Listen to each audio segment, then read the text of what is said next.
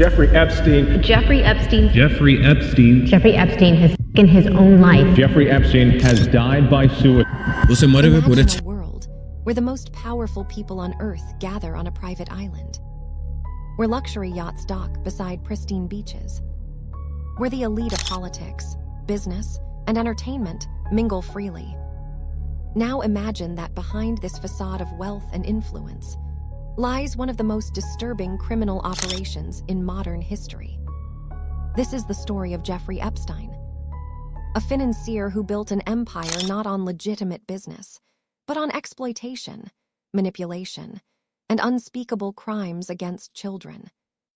The Epstein Files reveal a network so vast, so protected, that it took decades to unravel. Decades of abuse, decades of silence, decades of power protecting evil. Today, we expose the truth that the powerful try to hide. A truth so dark that even now, many refuse to believe it. But the victims know. They've always known.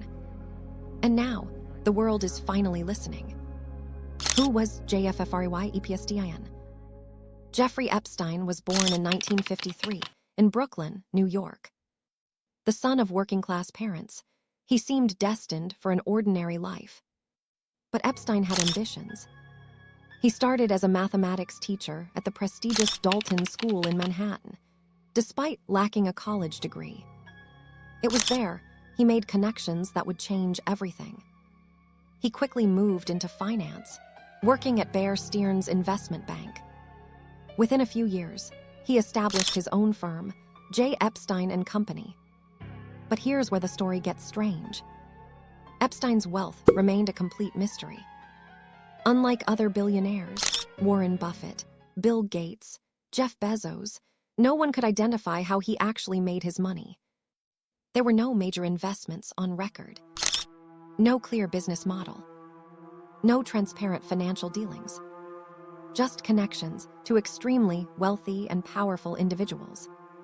He claimed to only work with billionaires, managing their money in secret. But financial experts who investigated found no evidence of legitimate trading activity. So where did the money come from?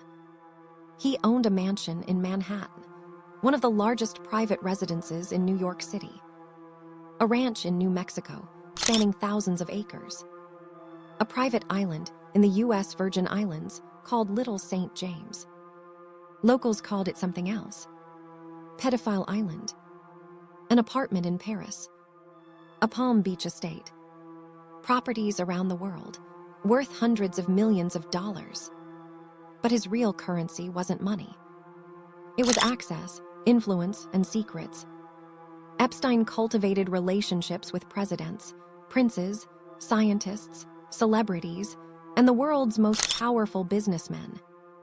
He positioned himself as a philanthropist and intellectual, donating to universities, funding scientific research, hosting gatherings with Nobel Prize winners. He flew on private jets with world leaders. He attended exclusive parties with royalty. He seemed untouchable. This carefully constructed image was a shield. Protection for the horrific crimes happening behind closed doors. The systematic abuse.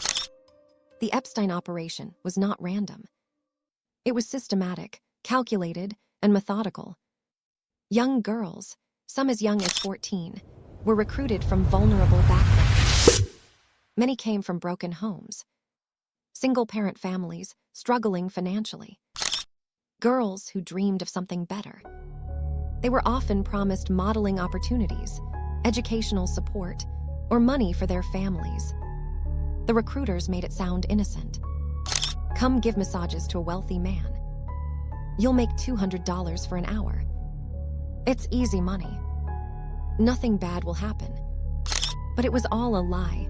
Once brought into Epstein's orbit, they were subjected to sexual abuse. In his Manhattan mansion, in his Palm Beach estate, on his private island, in Paris, in New Mexico. Everywhere he went, the abuse followed. But it didn't stop there. Victims were pressured to recruit other girls from their schools and communities. Bring your friends. I'll pay you for each girl you bring. This created an ever-expanding network of exploitation, a pyramid scheme of abuse. Each victim became a recruiter, trapped in a cycle they couldn't escape. Epstein's residences were equipped with hidden cameras. In bedrooms, in massage rooms, in bathrooms, everywhere. These weren't just for his personal use. They were tools of blackmail. Powerful visitors to his properties were allegedly recorded in compromising situations. Politicians with underage girls, business leaders in vulnerable positions, celebrities caught on camera. This gave Epstein leverage over some of the most influential people in the world. Insurance, protection, power. His associate, Ghislaine Maxwell, played a crucial role. As the daughter of disgraced media mogul Robert Maxwell, she had her own connections to high society. She knew how to navigate the world of the elite. She allegedly helped recruit victims, presenting herself as a sophisticated older woman who made the girls feel special. She normalized the abuse. She scheduled the encounters. She managed Epstein's social calendar. She was the madam of this operation. The abuse occurred across continents: New York, Florida, New Mexico, Paris, the Caribbean, and beyond. A global operation of exploitation, protected by wealth, influence, and fear. Multiple victims have come forward with consistent accounts. Stories of manipulation.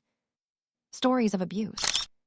Stories of the psychological trauma that followed them for years. Depression, anxiety, substance abuse, broken relationships, shattered trust. These weren't just crimes. This was a system designed to exploit the most vulnerable while protecting the most powerful. The network of power 6 minutes. The Epstein Files contain hundreds of names, some of the most recognizable in the world. Presidents, princes, scientists, actors, businessmen. It's important to note, appearing in these documents doesn't automatically mean criminal involvement, but it raises serious questions about who knew what and when. Let's talk about some of these names. Donald Trump. Before his presidency, Trump and Epstein moved in the same wealthy New York social circles. They were photographed together at parties throughout the 1990s and early 2000s. At Mar-a-Lago, at Trump Tower, at exclusive events in Manhattan. Trump once said that Epstein likes beautiful women as much as I do, and many of them are on the younger side. A disturbing comment in hindsight. However, according to court documents, Trump allegedly banned Epstein from his Mar-a-Lago resort after Epstein made advances toward a member's underage daughter. Some victims have mentioned Trump's name in depositions, though the nature and extent of his involvement remains unclear. The exact relationship between these two men and what Trump knew remains heavily debated. Bill Clinton, the 42nd President of the United States. Flight logs show Clinton flew on Epstein's private jet, nicknamed the Lolita Express, at least 26 times. To Africa, to Asia, to Europe, sometimes ditching his Secret Service detail. Clinton's spokesperson acknowledged trips related to the Clinton Foundation's work, but denied any knowledge of Epstein's crimes.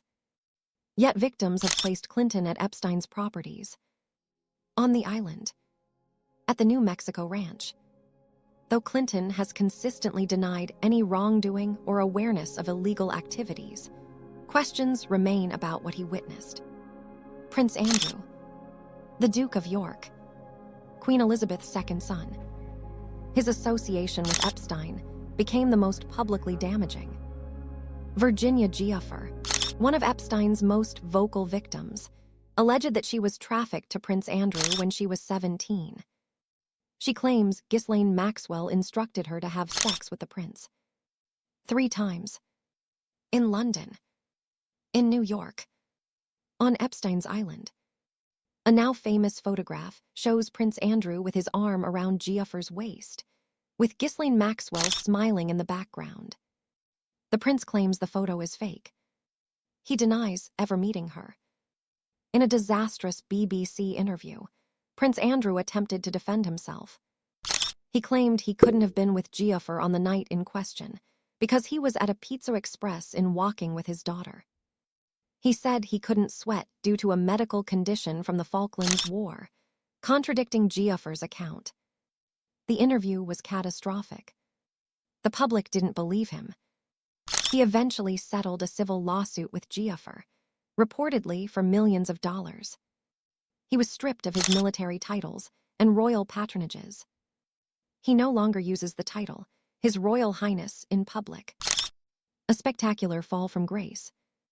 Elon Musk, the world's richest man. Musk has acknowledged meeting Epstein at a dinner in 2014, but stated it was at Epstein's insistence and for purely professional networking purposes. He tweeted that the encounter was brief and years ago, emphasizing he had no business or personal relationship with Epstein. A photograph exists of them at the same event, but Musk maintains it was a chance encounter at a gathering he didn't know Epstein would attend. Stephen Hawking, the renowned physicist, one of the greatest minds in human history.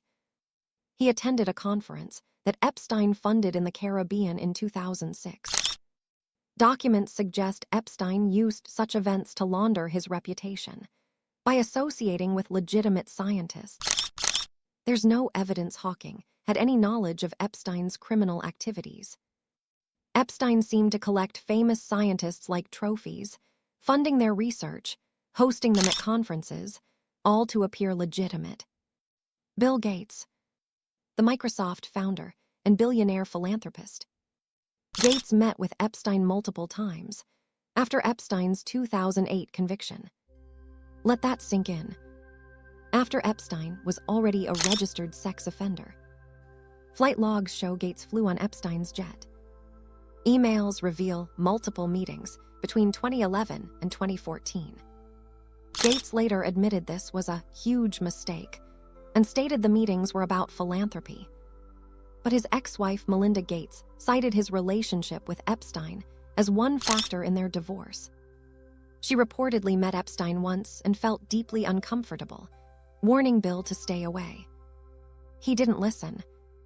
Other names appear in the documents.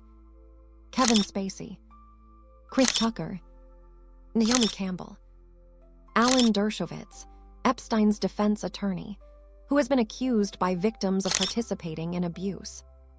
Les Wexner, the billionaire founder of Victoria's Secret, who had an extremely close financial relationship with Epstein. Ehud Barak, former Israeli prime minister. The list goes on.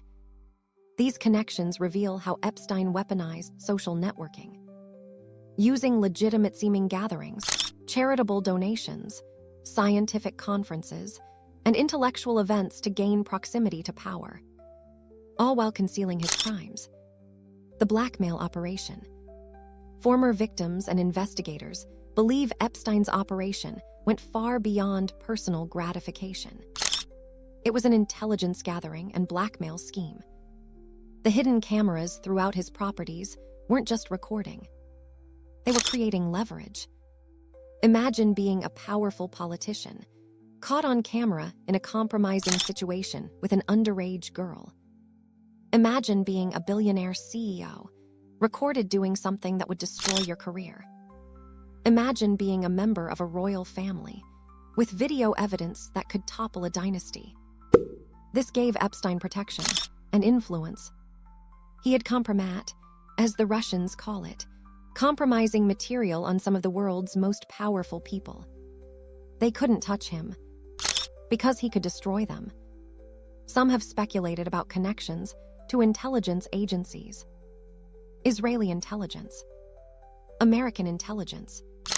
Though concrete evidence remains elusive, the questions persist. His 2008 plea deal was extraordinary. Perhaps the most lenient sentence in the history of sex crime prosecutions. He was charged with soliciting prostitution from a minor, a charge that completely understated the severity of his crimes. He served just 13 months in a county jail, not even a real prison. And he was allowed work release privileges, meaning he left the jail 6 days a week for 12 hours a day to work at his office. He had his own wing of the jail, his own security guards, visitors whenever he wanted. It was barely a punishment. Federal prosecutor Alexander Acosta, who approved the deal, later said something chilling. He was told Epstein belonged to intelligence and to leave it alone. Who told him this? We don't know. But it raises terrifying questions about who was protecting Epstein and why. This sweetheart deal allowed Epstein to continue his crimes for over a decade, before his final arrest in 2019. For over a decade, the abuse continued. More victims, more trauma, more evidence buried. Justice delayed. In July 2019, investigative journalism finally forced action. The Miami Herald published a groundbreaking series called Perversion of Justice. It exposed the 2008 plea deal. It gave voice to victims. It demanded accountability. Federal prosecutors in New York arrested Epstein on charges of sex trafficking minors. Finally, it seemed, justice would be served. Epstein was denied bail. He was placed in the Metropolitan Correctional Center in Manhattan. Victims prepared to testify. The world waited for a trial that would expose everything. But on August 10, 2019, Epstein was found dead in his cell. The official ruling was suicide by hanging. He allegedly used a bedsheet tied to his bunk bed. But the circumstances immediately raised questions. He was placed on suicide watch after a previous incident, then removed just days before his death. The guards assigned to check on him every 30 minutes allegedly fell asleep and falsified records. Camera footage from outside his cell was reportedly unusable due to technical malfunctions. His cellmate had been transferred out the day before. The autopsy showed injuries more consistent with strangulation than hanging, according to some forensic experts. To this day, conspiracy theories persist about whether Epstein was silenced to protect powerful people. Suicide or murder? We may never know. What's undeniable is that his death prevented a trial that would have exposed the full extent of his network. Names would have been revealed. Evidence would have been presented. Secrets would have been exposed. Instead, the truth died with him. Or did it? Ghislaine Maxwell's conviction. In July 2020, Ghislaine Maxwell was arrested. The woman who enabled Epstein's crimes.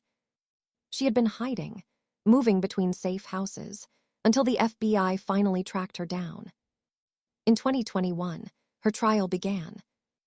Victims testified about her role in their abuse, how she befriended them, how she made them feel special, how she groomed them for Epstein, how she participated in the abuse herself. The jury heard horrific details about the operation's mechanics. In December 2021, Ghislaine Maxwell was convicted on 5 counts, including sex trafficking of minors. She was sentenced to 20 years in prison. Many hoped she would name co-conspirators, that she would reveal who else was involved, that she would trade information for a reduced sentence. But she has largely remained silent. Perhaps out of loyalty, perhaps out of fear, perhaps because she has her own insurance, her own leverage. The secrets remain buried.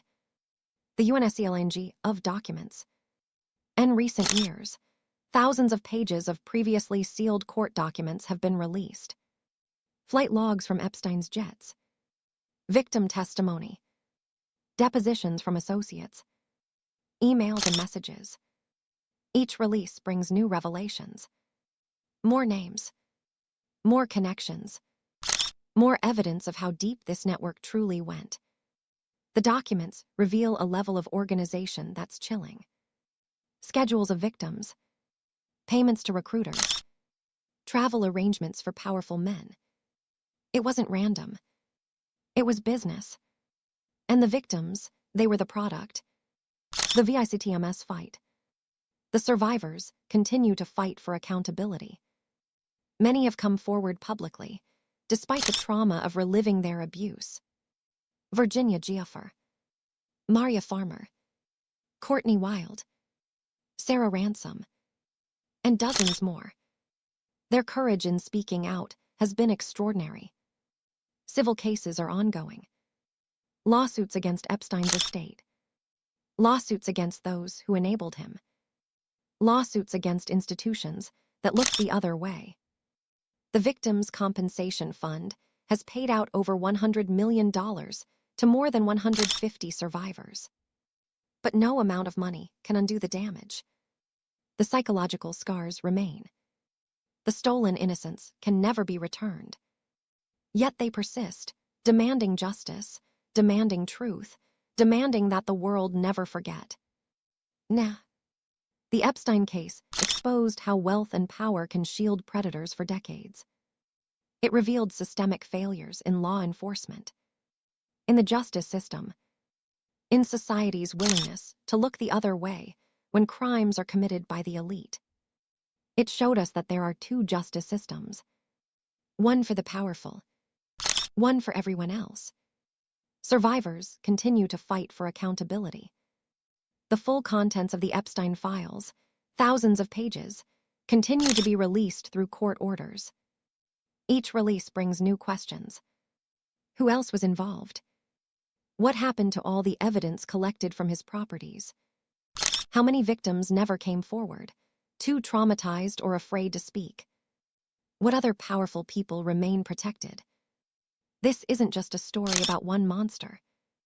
It's about a system that protected him, the powerful people who enabled him, the institutions that failed to stop him, the prosecutors who gave him a sweetheart deal, the guards who fell asleep, the cameras that malfunctioned, and the brave survivors who refused to stay silent, even when the world didn't want to listen.